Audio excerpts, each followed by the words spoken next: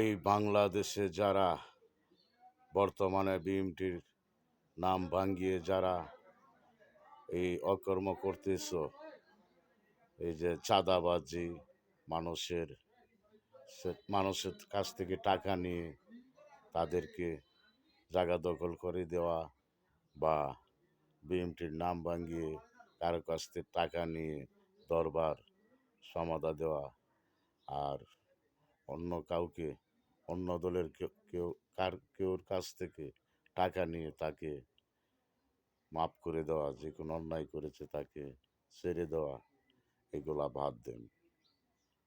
যারা বিএমটির নেতাকর্মী আছো তাদেরকেও বলছি, তোমরা এসব করবে না, কাউকে করতেও দেবে না। তো আমাদের ভারপ্রাপ্ত চেয়ারম্যান জনাব তারেক রহমান শুধু বিএমটির দলকে বলে নাই যে তোমাদেরকে দল থেকে বহিষ্কার করা হবে, দল দল থেকে বাদ দেওয়া হবে একেবারে যারা এইসব কাজ করে।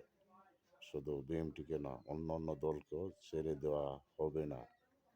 অন্য অন্য দলের যারা এই চুরি কামারি করতেছ বিএমটির নাম ভাঙিয়ে, বা উপদেষ্টাগণ আপনারা যদি নয় ছয় করে যে কোনো দুর্ঘটনা ঘটাইতে চান, চেষ্টা করেন, আপনাদের ব্যাপার।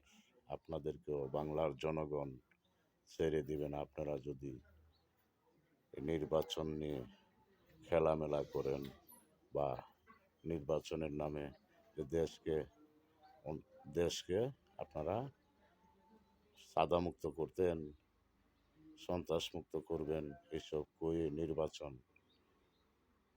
নির্বাচন করার নামে কয়েক বছর কাটিয়ে দিবেন, সেটা মোটেও কল্পনা করবেন না। তো জনগণ এটা মেনে নেবে না।